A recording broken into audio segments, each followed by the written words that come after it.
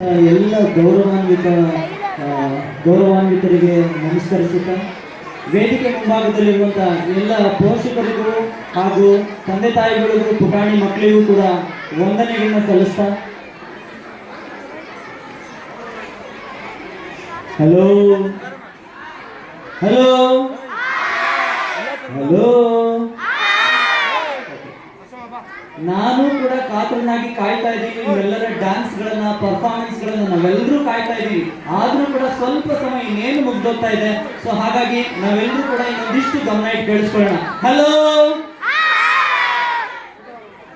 ನಾನ್ ಬರೋರ್ಗು ಮಾತ್ರ ಬೇರೆಯವ್ರವ, ನಾನ್ ಬಂದ ಮೇಲೆ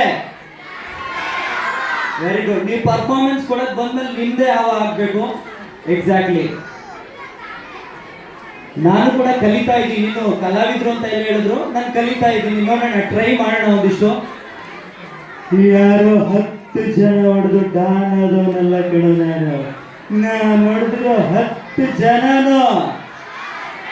ಇದು ಸಿನಿಮಾ ಡೈಲಾಗ್ ಆಯ್ತು, ನೀವು ಅದೆಲ್ಲ ಹೇಳ್ಬೇಕಾಗಿರೋದು. ಯಾರೋ 10 ಜನ ಟಾಪರ್ಸ್ ನ ಹಿಂದೆ, ಯಾರೋ 10 ಜನ ಸ್ಟೂಡೆಂಟ್ಸ್ ನ ಹಿಂದೆ ಹಾಕಿ ಬಂದಿರೋನೆಲ್ಲ ಕೇಳೋಣ. ನಾನು ಹಿಂದೆ ಹಾಕಿ ಬಂದಿರೋ 10 ಜನನು ಟಾಪರ್ಸೇ. Very good. ಕಲೆ ಎಲ್ರಿಗೂ ಬೇಕು. ಆ ಕಲೆನ ನಾವೆಲ್ಲರೂ ಕಲ್ತ್ಕೊಳ್ಳೋಣ. ಅವಾಗ ನಾವು ಇನ್ನಷ್ಟು ಜೀವನದಲ್ಲಿ ಖುಷಿಯಾಗಿರ್ಬೋದು. ನೀವು ಮಾತಾಡೋದೇನಾದ್ರೂ ಇನ್ನೊಂಚೂರು ಕಮ್ಮಿ ಮಾಡಿದ್ರೆ ಇನ್ನೊಂಚೂರು ಏನಾದ್ರೂ ನಾನು ಮಾತಾಡ್ಬೋದು. ರೆಡಿನಾ?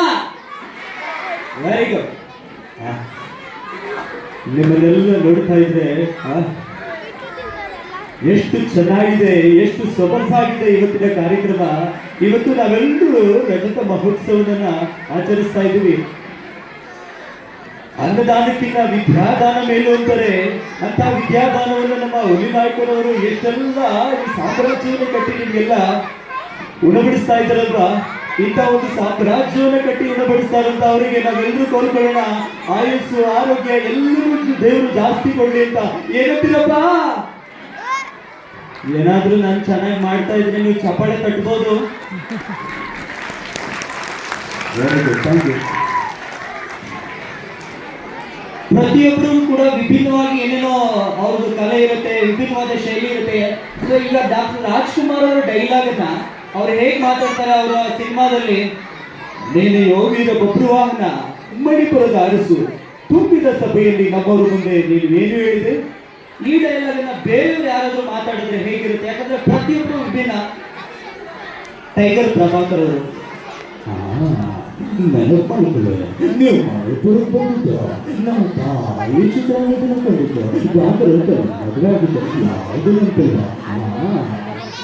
ಇದೇ ಡೈಲಾಗನ್ನ ನಮ್ಮ ಹಾಸ್ಯ ಕಲಾವಿದ ಟೆನ್ನಿಸ್ ಕೃಷ್ಣ ಅವರು, ಏನಣ್ಣ ಏನ್ ಮಾಡ್ತಾ ಇದ್ರಣ್ಣ ಎಲ್ರಿ ಸೇರ್ಗಿಡ ನಾನು ಮಿಟ್ಟಿದ್ದು ನೆನಪು ಮಾಡ್ಕೊಳ್ಳಿ. ನೀವು ಮಣಿಪುರಕ್ಕೆ ಬಂದಿದ್ದು ನನ್ನ ತಾಯಿ ಚಿತ್ರರಂಗದ ಕಂಡಿದ್ದು ಗ್ರಂಥರ ಮದುವೆ ಆಗಿದ್ದು ಯಾವ್ದು ನೆನಪಿಲ್ಲ, ಬಾಯಿ ಕಣ್ಣ.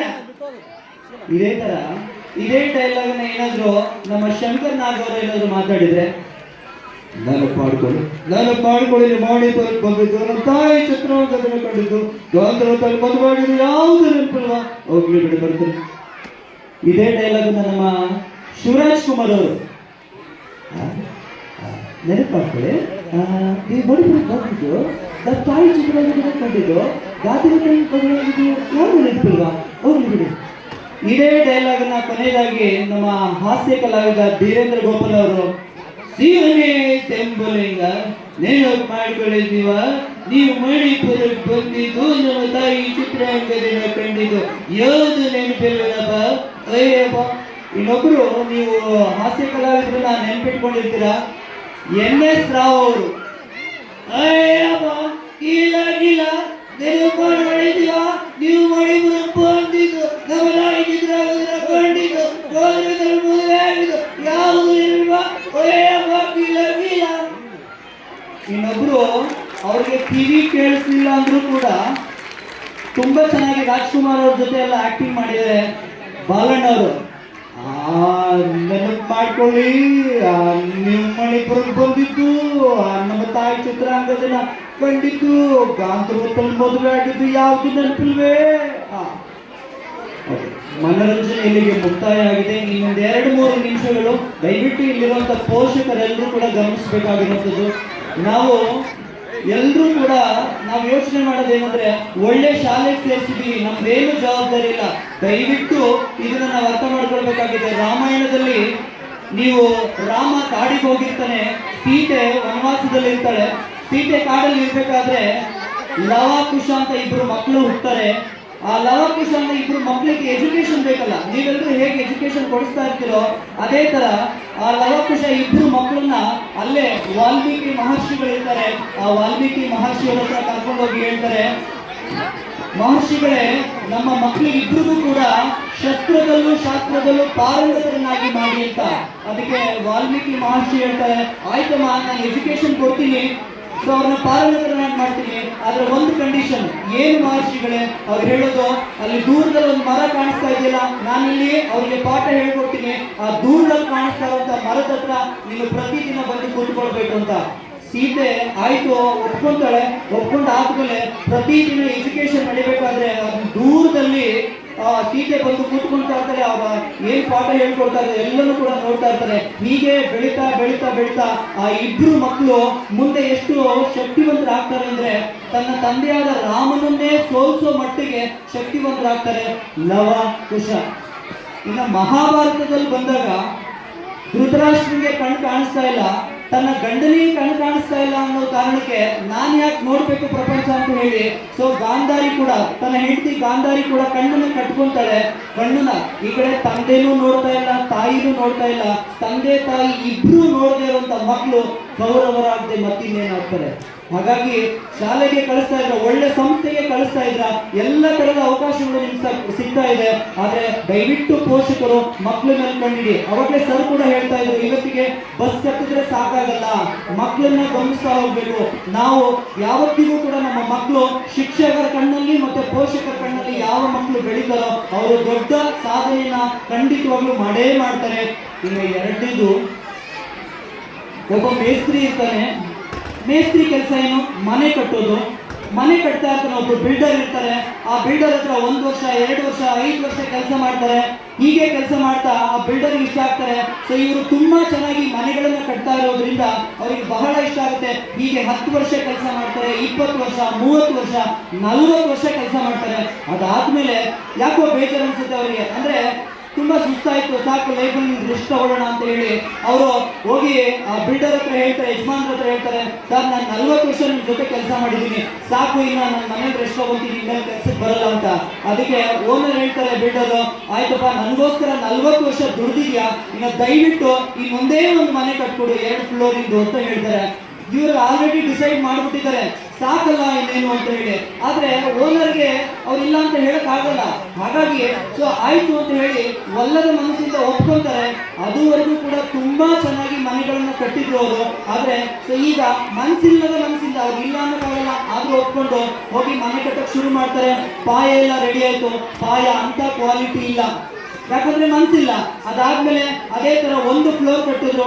ಆ ಬೇಕಾದಂತ ಮೆಟೀರಿಯಲ್ಸ್ ಗಳನ್ನ ಆಯ್ಕೆ ಮಾಡಬೇಕಾದ್ರೂ ಅಷ್ಟೇ ಅಂತ ಕ್ವಾಲಿಟಿ ಇರೋದಿಲ್ಲ, ಬೇಕಾಬಿಟ್ಟಿಯಾಗಿ ಆಯ್ಕೆ ಮಾಡಿದ್ರು. ಇದೊಂದು ಮನೆ ಕಟ್ಟಿ ಮುಗಿಸ್ಬಿಡೋಣ ಅಂತ ಹೇಳಿ ಅದಾದ್ಮೇಲೆ 2ನೇ ಫ್ಲೋರ್ ಕಟ್ಟಿದ್ರು. ಕಟ್ಟಿದಾದ್ಮೇಲೆ ಗೊತ್ತಾಗ್ತಾ ಇದೆ ಅವ್ರಿಗೆ ಅಂತ ಕ್ವಾಲಿಟಿ ಏನು ಇಲ್ಲ ಅಂತ. ಆದ್ರೂ ಕೂಡ ಕಟ್ಟಿ ಮುಗಿಸಿದಾಯ್ತಲ್ಲ, ತಗೊಂಡೋಗಿ ಕೀ ಕೊಟ್ಬಿಡೋಣ ಅಂತ ಹೇಳಿ ಓನರ್ ಕೈಗೆ ಕೀ ಕೊಡ್ತಾರೆ. ಕೀ ಕೊಟ್ಟಾದ್ಮೇಲೆ ಓನರ್ ಆಯ್ತಪ್ಪ ಮುಗಿತು ಎಲ್ಲ ಅಂತ ಹೇಳಿ ಓನರ್ಗೆ ಹೇಳ್ತಾರೆ. ಓನರ್ ವಾಪಸ್ ರಿಪ್ಲೈ ಮಾಡ್ತಾರೆ, ಆಯ್ತಮ್ಮ ನೀನು 40 ವರ್ಷ ನನ್ನ ಜೊತೆ ಕೆಲಸ ಮಾಡಿರೋದಕ್ಕೋಸ್ಕರ ಈ ಮನೆ ನಿನ್ಗೋಸ್ಕರನೇ ಕಟ್ಟಿದ್ದು, ತಗೋ ಕೀ ಅಂತ ಹೇಳಿ ವಾಪಸ್ ಕೊಡ್ತಾರೆ ಮೇಸ್ತ್ರಿಗೆ. ಮೇಸ್ತ್ರಿ ಹೆಂಗಾಗಿರ್ಬೇಕು? ಅದುವರೆಗೂ 40 ವರ್ಷ ತುಂಬಾ ಚೆನ್ನಾಗಿ ಕೆಲಸ ಮಾಡಿದ್ರು. ಆದ್ರೆ ಕೊನೆ ಮನೆ ಅವ್ರಿಗೋಸ್ಕರ ಅವ್ರು ಕೊಡೋದು ಸಿಗುತ್ತೆ ಅಂತ ಗೊತ್ತಿರ್ಲಿಲ್ಲ. ಇದು ನಮ್ಮ ಮಕ್ಕಳೆಲ್ಲರೂ ಗಮನಿಸಬೇಕಾಗಿದೆ. ಮಕ್ಕಳೇ, ಪ್ರತಿದಿನ ನೀವೇನು ಕಲಿತಾ ಇದ್ದೀರಲ್ಲ, ಇದೆಲ್ಲನೂ ಕೂಡ ನಿಮ್ಮ ಜೀವನದಲ್ಲಿ ನಿಮ್ಮ ಒಂದೊಂದು ದಿನನೂ ಕೂಡ ನಿಮ್ಮ ಜೀವನವನ್ನ ಕಟ್ಟುವಂತ ಒಂದೊಂದು ಇಟ್ಟಿಗೆಗಳನ್ನ ಇಡ್ತಾ ಇದ್ದೀರಾ. ಹಾಗಾದ್ರೆ ಚೆಕ್ ಮಾಡ್ಕೊಳ್ಳಿ, ನಿಮ್ಮ ಒಂದೊಂದು ದಿನದ ಒಂದೊಂದು ಇಟ್ಟಿಗೆಗಳು ನಿಮ್ಮ ಮನೆಯನ್ನ ಕಟ್ಕೊಂತಾ ಇರೋದು ಕ್ವಾಲಿಟಿ ಆಗಿದ್ದಾವ? ತಂದೆ ತಾಯಿಗಳ ಬಗ್ಗೆ ಪ್ರೀತಿ, ಗೌರವ, ಶಿಕ್ಷಕರ ಬಗ್ಗೆ ಗೌರವ, ಎಲ್ಲರ ಜೊತೆಗೆ ನಿಮ್ಮ ಜೀವನಗಳನ್ನ ಕಟ್ಕೊಳ್ತಾ ಇದ್ದೀರಾ. ನಿಜವಾಗ್ಲೂ ಎಷ್ಟು ಖುಷಿ ಆಗ್ತಾ ಇದೆ. ನೀವೆಲ್ಲರೂ ಅಷ್ಟು ಡ್ಯಾನ್ಸ್ ಮಾಡೋದಕ್ಕೆ, ಪ್ರದರ್ಶನ ಕೊಡೋದಕ್ಕೆ ರೆಡಿ ಇದ್ದೀರಾ. ಅದ್ರ ಜೊತೆಗೆ ಪ್ರತಿದಿನ ನಮ್ಮನ್ನ ನಾವು ಚೆಕ್ ಮಾಡ್ಕೋಬೇಕಾದ್ರು, ನನ್ನ ಜೀವನವನ್ನ ನಾನು ಕಟ್ಕೊಳ್ತಾ ಇದ್ದೀನಿ. ದಯವಿಟ್ಟು ಪೋಷಕರು ಗಮನಿಸಿ, ನಿಮ್ಮ ಮಕ್ಕಳು ಅವರ ಜೀವನವನ್ನ ಸರಿಯಾದ ರೀತಿಯಲ್ಲಿ ಕಟ್ಕೊಳ್ತಾ ಇದ್ದಾರಾ? ಇದೆಲ್ಲನೂ ಕೂಡ ನಾವು ಯೋಚನೆ ಮಾಡಿಕೊಂಡು ಮುಂದಕ್ಕೆ ಹೆಜ್ಜೆ ಇಡೋಣ. ಇಂಥ ಒಂದು ಕಾರ್ಯಕ್ರಮಕ್ಕೆ, ಇಂಥ ಒಂದು ಅಮೋಘವಾದ ಅದ್ಭುತವಾದ ಕಾರ್ಯಕ್ರಮಕ್ಕೆ ಕರೆಸಿ ನನಗೆ ಮಾತಾಡೋದಕ್ಕೆ ಅವಕಾಶ ಮಾಡಿಕೊಟ್ಟಂತ ವಿಜಯ್ ಕುಮಾರ್ ಸರ್ ಹಾಗೂ ಎಲ್ರಿಗೂ ಕೂಡ ಒಂದು ಸಲ 2 ಮಾತುಗಳನ್ನು ಮುಗಿಸ್ತಾ ಇದ್ದೀನಿ. ಧನ್ಯವಾದಗಳು. ನರಸಿಂಹರಾಜ್.